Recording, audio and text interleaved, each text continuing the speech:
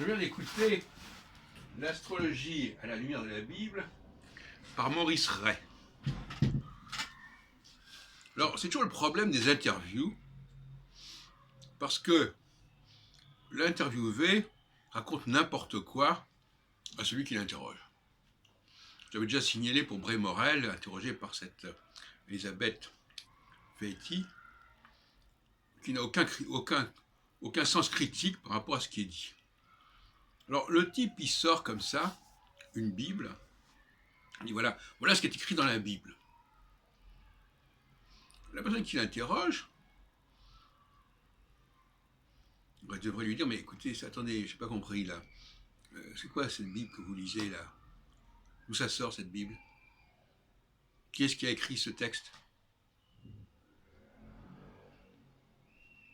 C'est une traduction. Et qu'est-ce qu'elle vaut cette traduction? Oh, ben la Bible, voilà, c'est une Bible. Donc n'importe qui peut arriver. Il y a eu je ne sais pas combien de traductions de la Bible. Il dit voilà, c'est écrit dans la Bible. Bon, donc on se moque du monde déjà dès le départ. On se moque du monde et la personne qui interroge n'a aucun esprit critique à ce niveau-là. Mais attendez, est-ce que ça, c'est quoi? C'est écrit comme ça? En hébreu? Ce type, il sort un truc en français et il laisse croire que c'est le texte d'origine. Alors, les traductions, vous savez, comme on dit, traductor et traditor, et on fait ce qu'on veut avec les traductions. Hein, c'est une forme particulièrement connue d'escroquerie, la traduction. Escroquerie intellectuelle, de supercherie, etc. Alors, il nous lit là un fameux texte contre les devins, qu'on entrerait dans ce pays, etc. Or, déjà là, il y a un problème, parce qu'il n'y a pas d'astrologie dans ce texte. Et puis intégrer l'astrologie dans la divination, c'est déjà aberrant. C'est déjà tout à fait aberrant. Non, donc il n'est pas question d'astrologie, mais question de toutes sortes de pratiques, effectivement, mais pas d'astrologie. Et alors donc, celui qui a voulu mettre astrologue, et je remarque, et c'est vrai que beaucoup de traductions comportent le mot astrologue, mais ça n'est pas un mot qui est dans le texte biblique. Bon, j'ai fait un bouquin en 85 qui s'appelle « Le Mon Dieu fait l'astrologie », où je traite de ces questions, notamment. Alors il nous dit, M. Ray, il nous dit, oui, il y a des astrologues qui considèrent que c'est écrit dans le ciel, ce qui concerne les hommes. Ah oui, pourquoi pas? C'est écrit, Dieu créa le ciel et la terre. La terre, oui, et le ciel, pourquoi faire? Que pour une décoration? Parce que le ciel est un binôme avec la terre. Et que comprendre le ciel, c'est comprendre Dieu, comprendre le plan de Dieu. Là encore, Maurice Ray, je ne sais pas, je crois qu'il est suisse, à moins qu'il soit canadien, je n'ai pas très bien compris. Maurice Ray nous emmène en bateau. Hein, il a un revers de la main, il dit, mais non, le sort du ciel et de la terre, ça n'a rien à voir avec l'astrologie. Surtout pas, ça n'a rien à voir avec l'astrologie.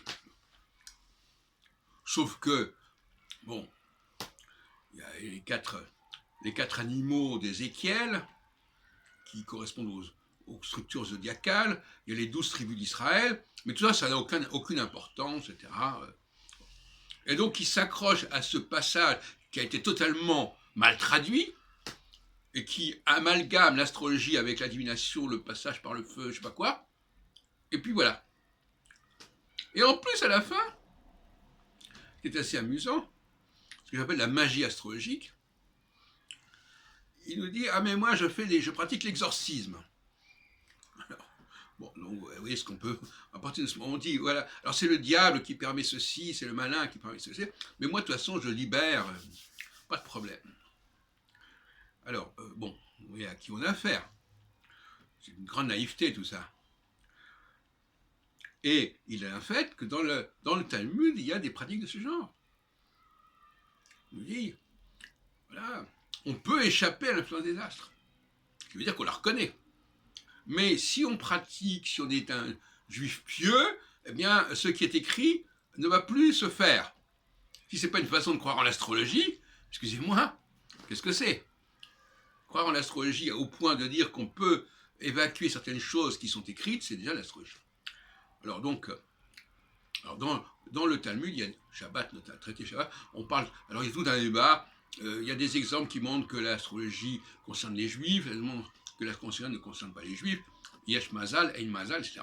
Donc ça c'est, on peut en parler indéfiniment de cette question-là.